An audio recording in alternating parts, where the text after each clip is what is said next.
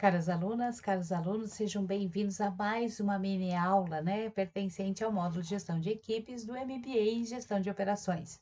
Sou a professora Simone e vou estar com vocês nessa mini aula e depois, caso vocês tenham alguma dúvida, é só fazer um contato, eu vou estar aqui para atender vocês.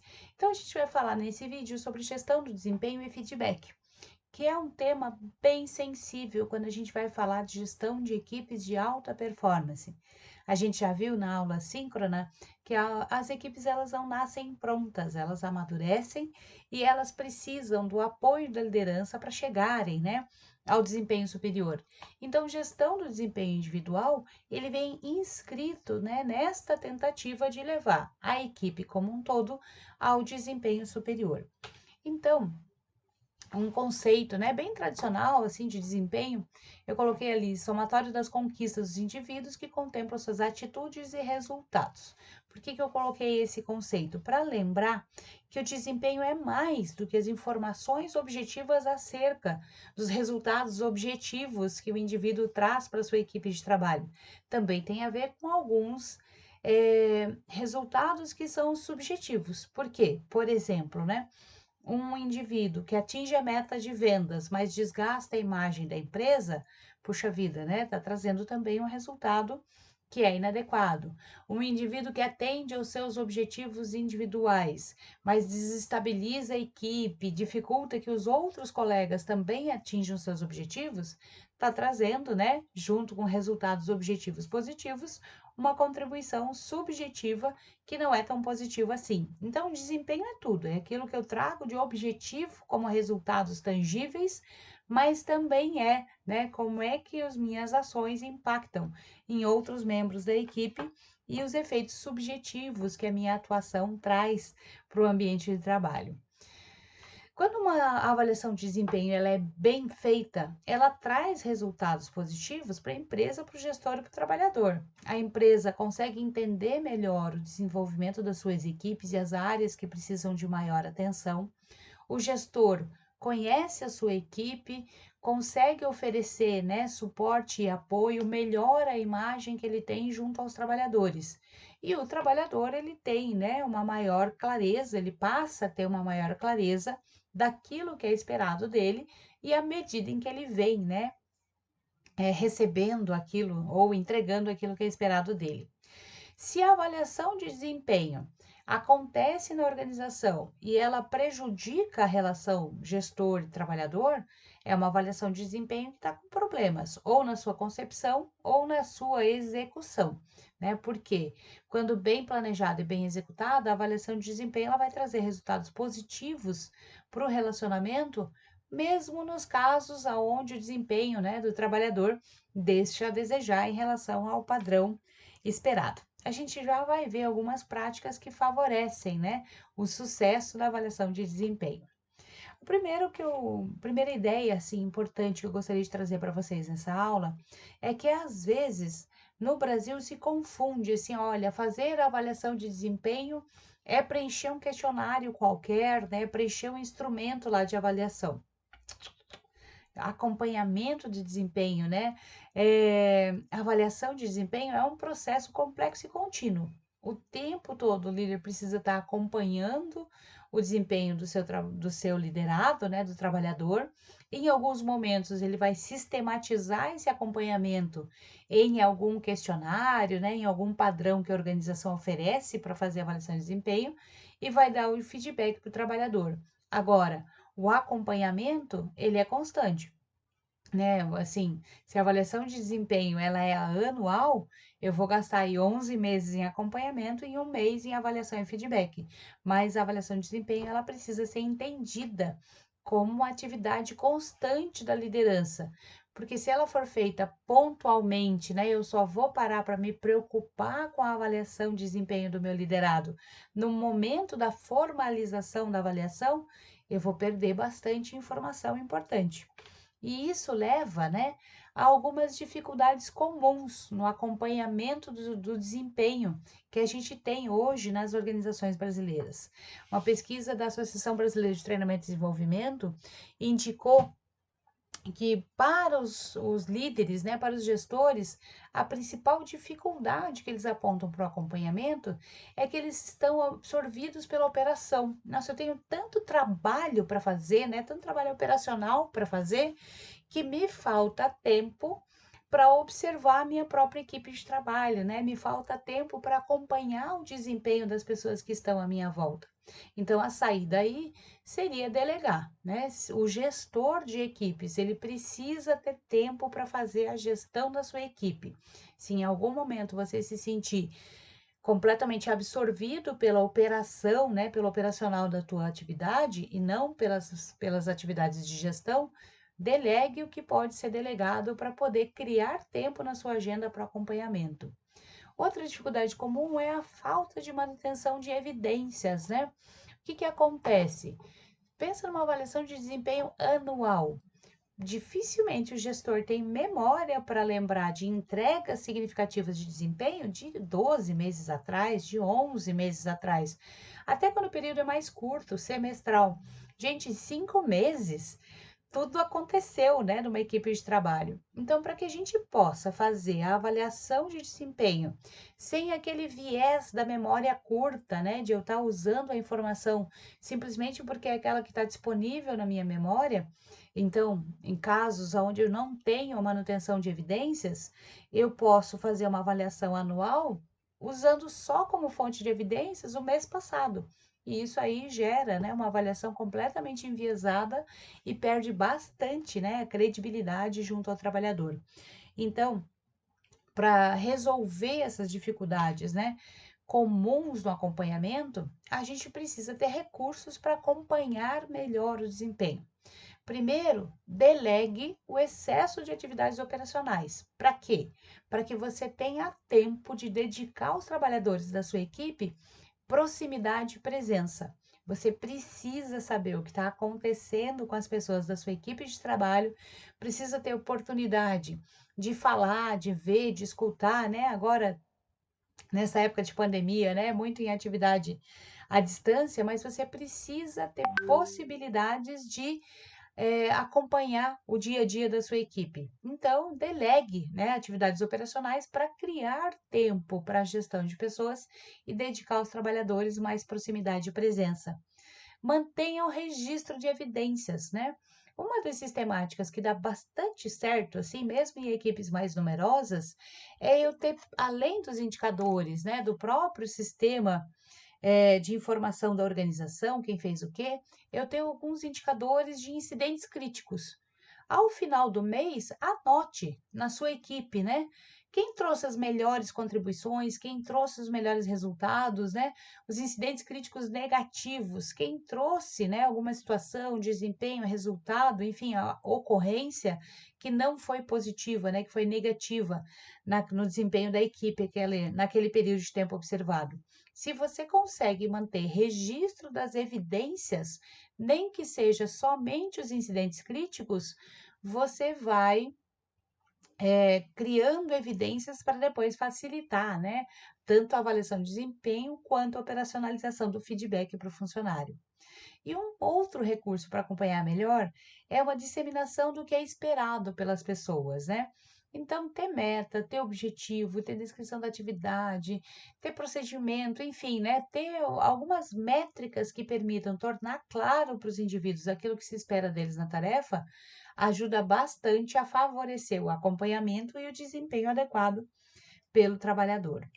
Aí, a avaliação de desempenho, ela parte, né, mais comumente nas organizações, ela é ancorada em algumas políticas organizacionais. A área de gestão de pessoas vai dizer por que técnica que a gente vai avaliar, né, o desempenho, quais são os públicos que vão avaliar, quem avalia quem, qual é a periodicidade esperada e tal.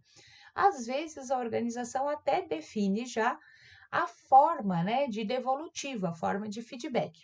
Agora, mesmo na ausência de uma política organizacional, né, voltada ao feedback sobre avaliação de desempenho, é importante que você, gestor, tenha esta prática, né, de dar devolutiva, de dar feedback sobre o que você está percebendo do desempenho dos seus trabalhadores, né, das pessoas que estão trabalhando com você junto na equipe. Por quê? a gente está comunicando o tempo todo, né? Em todos os momentos. A gente expressa fisicamente, verbalmente ou não verbalmente aquilo que a gente acha, né, do trabalho dos outros. O feedback só é um momento estruturado onde você vai se preparar melhor para que essa conversa seja, né, o mais clara possível e o mais completa possível. Se você não der um feedback estruturado, o que o trabalhador acaba percebendo é a reprovação nos momentos de erro, né? Dificilmente ele acaba percebendo, dificilmente a gente acaba expressando, né, os elogios ou a satisfação nos momentos de acerto. Então, o feedback ele é um instrumento importante de desenvolvimento de pessoas. Nas aulas presenciais, eu faço uma dinâmica que as pessoas recebem lá feedbacks dos seus pares, né, dos seus colegas. Normalmente, assim, na dinâmica, cada um recebe 2 ou 3 minutos de feedback. E é engraçado ver, ao final da dinâmica, eu pergunto assim: com estes 2 minutos, né, com esses 3 minutos que você teve de alguém falando sobre como você é percebido, você aprendeu alguma coisa sobre você mesmo? E nessa dinâmica, a maioria das pessoas, mesmo sendo, né, bem formadas, bem experientes, né, tendo já toda uma trajetória profissional, a maioria das pessoas aponta que, puxa, percebeu algo, né, ou recebeu algo da fala do outro que ainda não tinha percebido. Então, o feedback é um instrumento bem poderoso para promover o autoconhecimento, né, para promover o desenvolvimento das pessoas. E como é que a gente deve fazer o feedback?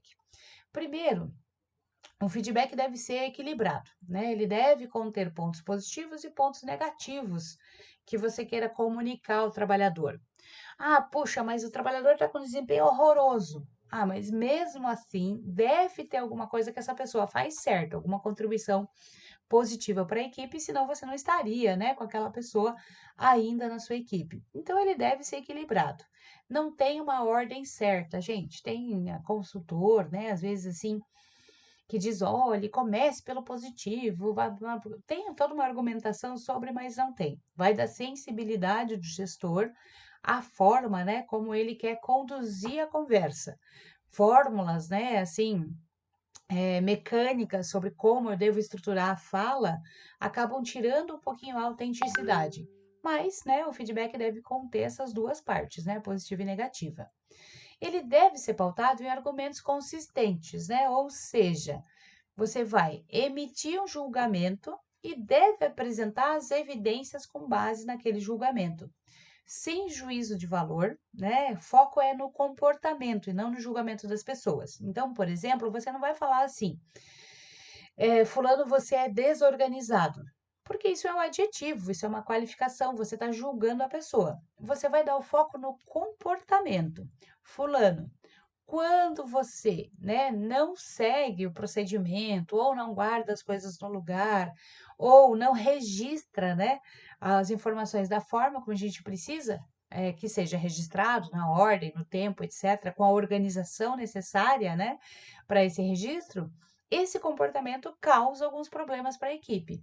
Então, você vai citar os problemas causados pelo comportamento de falta de organização. Então, o foco sempre é na descrição do comportamento e o impacto desse comportamento para a equipe. Então, a gente não julga ninguém, não coloca adjetivo nas pessoas, mas, né, descreve claramente os comportamentos que contribuem com resultados positivos para a equipe, que devem ser mantidos, incentivados, e os comportamentos que trazem resultados adversos para a equipe, que devem ser mudados. Um feedback deve contemplar o ouvir, né? A gente deve ouvir a pessoa, estimular a autoavaliação, convidar a pessoa, né, para refletir sobre isso. Às vezes a pessoa tem uma certa resistência e diz: não, puxa, isso aí não acontece. Convide a pessoa, puxa, reflita. Eu percebo dessa forma, né? Tenho isso, essa evidência, mas, né, convide a pessoa a refletir sobre o seu próprio desempenho na organização. E bem importante é uma postura do líder que, apesar de estar fazendo um julgamento, né, porque o feedback é isso, né? Você está expressando esse juízo, esse julgamento que você fez ao comparar o comportamento do trabalhador com o padrão esperado para a atividade dele. Esse julgamento ele deve ser feito simbolicamente o mais de perto possível, né? Assim, você não tá lá do alto da montanha, né, feito Deus, julgando as pessoas. Você tá ali no cotidiano da equipe, tentando trazer oportunidades para as pessoas desempenharem melhor. Então, uma das formas é de deixar o feedback como algo favorável para o relacionamento, mesmo quando ele contém bastante coisa negativa, é a gente se colocar à disposição. Puxa, o que que eu posso te ajudar? O que que a gente pode fazer para que você supere essa e essa dificuldade de desempenho, para que esse comportamento seja promovido? Que recursos, né, que a equipe, a organização e você como líder pode ofertar para o trabalhador para que ele supere aqueles para que ele supere aqueles padrões que estão impedindo um excelente desempenho da parte dele. Então, o feedback é um processo de comunicação que precisa, né, ter esse equilíbrio e desta via de mão dupla. Aí, por último, só queria acrescentar que é assim: o que vai dizer se o feedback deu certo ou não é depois, né? Se a avaliação de desempenho deu certo ou não, é depois a própria alteração de desempenho. Às vezes a gente termina uma reunião de avaliação e pensa, puxa, esse trabalhador aí foi resistente, né? Ele não ouviu direito. Mas aquela pessoa vai para casa, reflete, reconhece, né, que tem coisas a melhorar e melhora. Ok, o feedback deu certo. Às vezes tem trabalhador que recebe super bem a mensagem, mas não muda o seu comportamento. Opa, esse feedback deu errado. Então, não dei o foco assim, né, do efeito da conversa na hora, mas continue acompanhando para saber, né, como é que o feedback pode ser e a avaliação de desempenho pode ser cada vez melhor. Então, a avaliação de desempenho ela é importante, né, para a gestão das equipes de alta performance. Ela não é um momento, uma fotografia, né, onde eu preencho o formulário.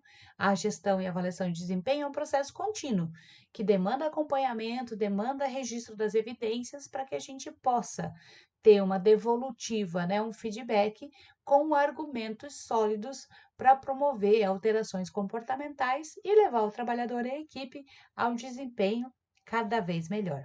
A todos e a cada um de vocês, muito obrigada pela atenção, bons estudos. O que vocês precisarem é só fazer um contato.